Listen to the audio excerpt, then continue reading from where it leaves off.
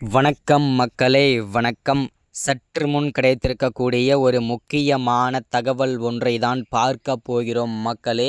சற்று முன் அமைச்சர் துரைமுருகன் காரில் கட்டுக்கட்டாக சிக்கிய பணம், எவ்வளவு கோடி பணங்கள் சிக்கியிருக்கிறது, என்ன காரணத்திற்காக அமைச்சர் துரைமுருகன் தன்னுடைய காரிலேயே கட்டுக்கட்டாக பணம் எடுத்து சென்றிருக்கிறார், அப்படி என்ன அவசியம் வந்தது, இதை போட்டு கொடுத்தவர் யார் அமலாக்கத்துறைக்கு அப்படின்றத பற்றி தான் இந்த ஒரு காணொலியில் நம்ம தெளிவாகவும் துல்லியமாகவும் பார்க்க போகிறோம் மக்களே. அது மட்டும் அல்லாமல் கள்ளக்குறிச்சி மாவட்டத்தில் நேர்ந்த கோர சம்பவத்தை பற்றியும் இந்த ஒரு காணொலியில் பார்க்கலாம் மக்களே. இதுவரை என்ன நடந்திருக்கிறது, தற்போதைய கள்ளக்குறிச்சி நிலை என்ன அப்படின்றத பற்றியும் தெளிவாக துல்லியமாக பார்க்கலாம்.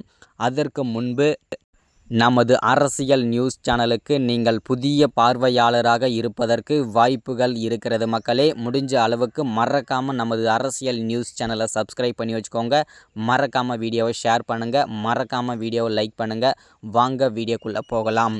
சற்று முன்பு கிடைத்திருக்கக்கூடிய ஒரு முக்கியமான பரபரப்பான தகவல் என்ன அப்படின்னு கேட்டிங்கனாக்கா, சற்று முன்பு அமைச்சர் துரைமுருகன் தன்னுடைய காரிலேயே பல லட்ச ரூபாய் தன்னுடைய காரில் கட்டுக்கட்டாக கொண்டு சென்றிருக்கிறார் மக்களே. என்ன காரணத்திற்காக அப்படின்றத இதுவரை தெரியவில்லை.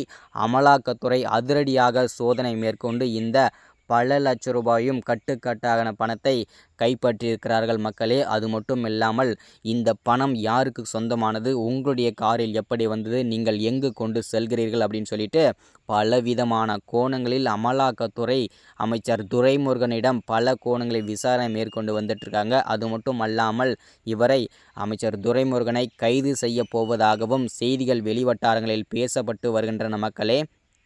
பொறுத்திருந்து பார்க்கலாம் என்ன நடக்குது அப்படின்றத. அது மட்டும் அல்லாமல் 2 நாட்களுக்கு முன்பு கள்ளக்குறிச்சி மாவட்டத்தில் கோர சம்பவம் ஒன்று அரங்கேறியிருந்தது.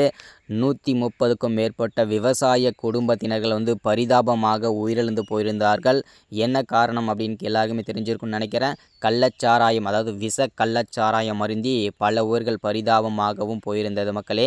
இதற்கான முழு காரணமும் திமுக தான், முழு காரணமும் ஸ்டாலின் தான், முதல்வர் ஸ்டாலின் ஐயா தான் அப்படின்றத தெளிவாக பொதுமக்கள் கோபத்துடனும் சோகத்துடனும் தெரிவித்திருந்தார்கள். அது மட்டும் அல்லாமல் முதல்வர் ஸ்டாலின் இறந்த குடும்பத்திற்கு 10 லட்சமும், சிகிச்சை பெற்று வரும் குடும்பத்தினருக்கு தலா 50,000 கொடுத்து இது முழுக்க கண் துடைப்பிற்காக மட்டுமே அப்படின்னு சொல்லிட்டு அப்பகுதி மக்கள் தெரிவித்து கொண்டு வருகிறார்கள். சோகத்துடன் கோபத்துடனும் தெரிவித்து கொண்டு வருகிறார்கள் மக்களே. இதுதான் இந்த வீடியோவில் அப்டேட்டாக உங்களுக்கு நம்ம கொடுக்கறது. இந்த மாதிரி அரசியல் பற்றின அப்டேட் தொடர்ச்சியாக உடனுக்குடனே துல்லியமாக தெரிஞ்சுக்கணும்னு நினச்சிங்கன்னா நமது அரசியல் நியூஸ் சேனலை மறக்காமல் சப்ஸ்கிரைப் பண்ணிவிடுங்க. மறக்காமல் வீடியோவை லைக் பண்ணுங்கள். அடுத்த வீடியோவில் ஷேர் பண்ணுறேன். தேங்க்யூ.